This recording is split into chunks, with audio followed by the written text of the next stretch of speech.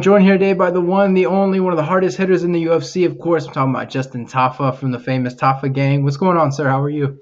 So, brother, not too much, brother. How's things going for you, man, in your part of the world? I know, things get crazy in America quickly and all that good stuff. How are things where you're at? No, everything's good in Australia. We just opened up our bubble to visit New Zealand, which is always good. New Zealand's home for me, so man, it's been nice. It's been nice here. Oh, that New Zealand stuff was complicated, right? I think it was like quarantine 2 weeks and then quarantine another week because you feel like it and stuff like that. It sounds like things got pretty crazy. Yeah, man. They're just trying to protect people, I guess. But yeah, right now we can travel to New Zealand, no quarantine, which is a good thing. But still got the quarantine when we come back from Vegas, which is a Oh little yeah. bit. Yeah. So how's training right now, man? Where are you at right now? Are you doing Australia, doing a little bit of New Zealand? What's kind of training camp looking like right now? No, my whole camp here has been in Brisbane, been in Australia. I train at NTG here in Brisbane. One of Australia's elite Muay Thai gyms. So I've been just doing my work here back home in Brisbane. And so, who are some guys you've been working with in training camp? Obviously, you have your famous brother. A lot of people look at Junior Tafa, all those guys, man. Who you been working with? Yeah, I've been working with obviously my brothers, the head coach at NTG Nugget. He's a well experienced man. Been in the game for 30, 40 years in the Muay Thai scene. A couple of the grappling coaches, Pat Lamb, guys from around the hood, and yeah, so the boys, any of the boys that want to put their hand up and come in for a swing, they've all been coming in and chucking on the gloves and the headgear. So I know usually for fighters at this point we start asking how's the weight cut and stuff like that. You get to be a heavyweight, right? So you get to be a lot looser with that stuff. What does the diet kind of look like? Do you just eat regular and then kind of hope to stay under 265? How does that kind of work for someone like yourself? Nah, man, I got to 265. Oh yeah. If I had some John Jones legs, I'll be a middleweight, man. But man, I got these Samoan legs, bro. With big Yeah. legs, bro. So still this whole camp I've been just eat clean.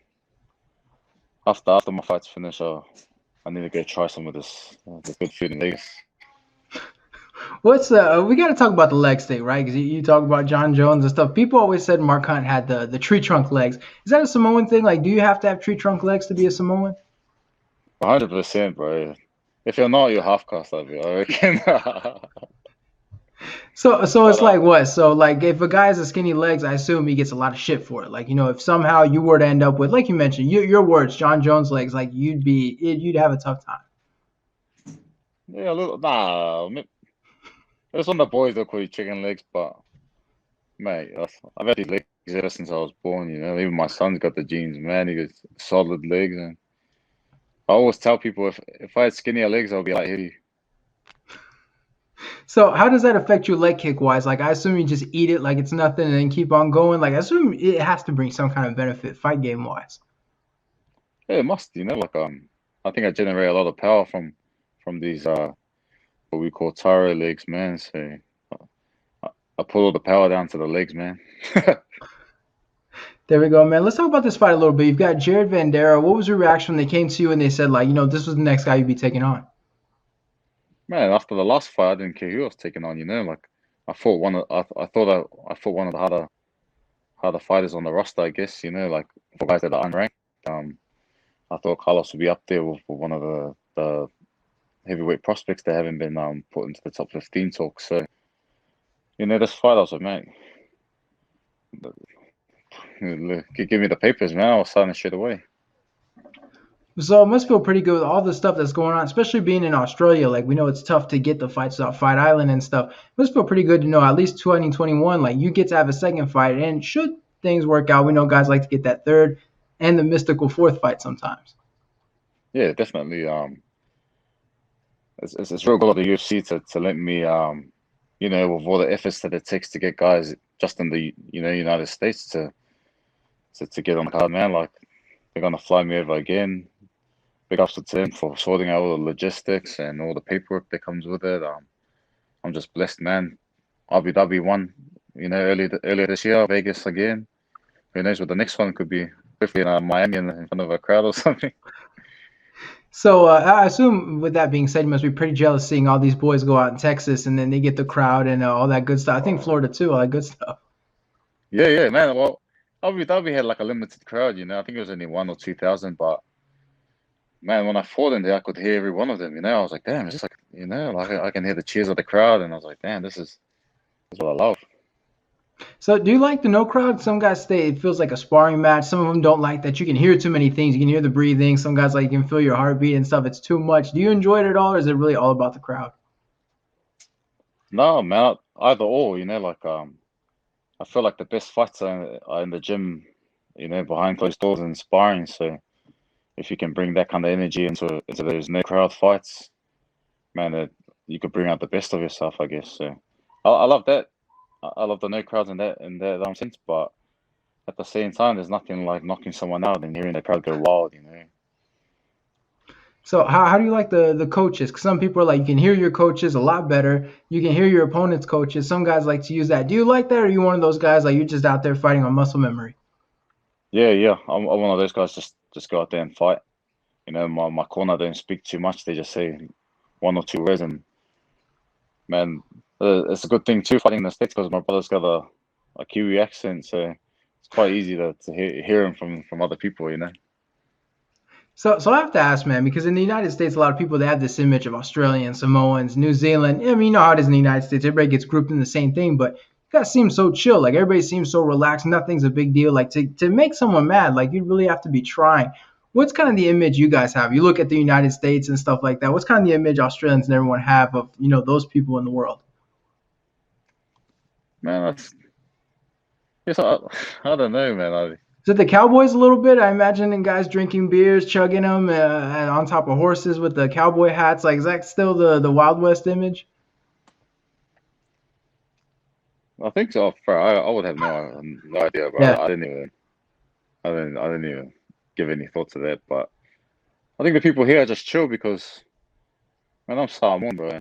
Islanders are all big, so no one's out here trying to beat their chest, and it's just too draining.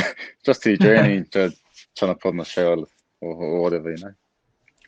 Do you get? I mean, one of the big things everyone found out with Israel is how he uses the word cunt, and people in the United States don't use that word the same way. Like I'm sure even people hear me say it now, like, oh my god, is that something you guys have fun with? Like you hear like an American, like a lot of guys when they hear that word, that must be a fun one for you guys, seeing like that, just the difference in one little word and how people kind of see it. Yeah, yeah, man. Over here, man, that's how you greet someone. They'd be like, "Oh, come, what are you up to?" Yeah, Man, I said in the States, we like, "Oh my gosh, did they really say that?" Even in Abu Dhabi, you know, like my brother be like, "Oh, yeah, come on, give me the sauce," and they're like, "Whoa!" I could just see the looks, and I'm like, yeah. it's Australia for real, you know. I think it was Joe Rogan did a special, and he's like, "There's two words that get a reaction." One of them he said "cunt." You could hear the crowd go like, "Oh wow!" And he's like, "See, this is what I'm talking about right here. This is the funny reaction and people have to that one word." Yeah, man, this I don't get it, eh? I mean, it's a cultural thing, you know what I mean? Like Americans think they're pretty chill, but it's like compared to Australians that like you said, pass me the sauce, cunt. Like, okay, you can't beat that. Like you just heard that firsthand. You can't beat that. No, no. You know, I think there's a culture here where swearing is like a sense of showing that you're comfortable to talk around someone, you know, like if you're like, Yeah. you know, if you can insult them, and that just shows how much of a relationship you have with them, I guess. There you go. That's a good one too, right? Everybody talks about getting offended and stuff. I assume like in Australia, that's not even a thing. Like nobody, there's nobody's getting offended over anything. Yeah, yeah, yeah. If you can take that kind of flack, you know, like then you can, yeah. Exactly. I like that a lot. Let's get back to the fight stuff a little bit, man. Your last fight, things didn't go quite your way. How do you look back on that one? I assume fighters are always talking about you learn from more from a loss, all that good stuff. How did you feel about that one? Yeah, like the thing with split decisions is it's always like it's that gray area, you know, like, oh, what can I learn from this loss? Or you can take it up like that, but for me it was more the improvements I made of it, you know, like for me I wanted to go out there, and if it went the rounds, really show what I have, and I thought I showed what I wanted to show in that fight. You know, I was unlucky with the decision, but man, I put on the show that they wanted, and at the same time, I showed off my striking skills. I shot in for some takedowns, so I'm just showing my growth, and I was happy with my performance. And the only thing that I wasn't happy about was just the decision. So have you noticed since you got into the UFC, obviously people know how you are, you've got the exciting style, the heavy hands and all that good stuff. Have you noticed like a big uptick in your fan base? Like I remember before you got to the UFC, like finding the results of your fights were extremely difficult. It took me 3 days after one of your fights just to find it. Have you noticed the shift in the fan base? Like more people now are finding out who you are and you've got the bigger fan base? Yeah, definitely. I feel like I'm one of the more popular heavyweights that they haven't cracked the top 15 or anything. Like I look at some of the fan bases that other heavyweights have. Man, they got like 3,000 followers or something, and they got like 30 fights under the belt or 25 fights under the belt, and they got their following, and that just comes down to their style of fighting, I guess, and their persona.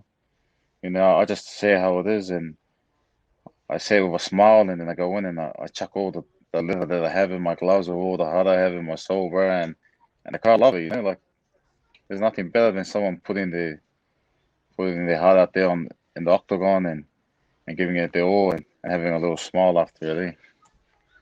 So this fight against Vanderaa, like when you look at it, obviously you know you're exciting, but it's two guys out there. Like if you're exciting, but the other guy's not, it limits it. Do you look at Jared Vanderaa as someone that's exciting, someone that's going to help you deliver an exciting fight, no matter what? Yeah, I think I have enough skill to make this fight a crowd. I feel like I got the skill set to finish this guy to make it exciting. That's what I mean. Well, there we go. We I can't didn't care argue what with I that didn't care. one. Yeah, I didn't care what he does. I'm out there to knock him out, and he's just a victim.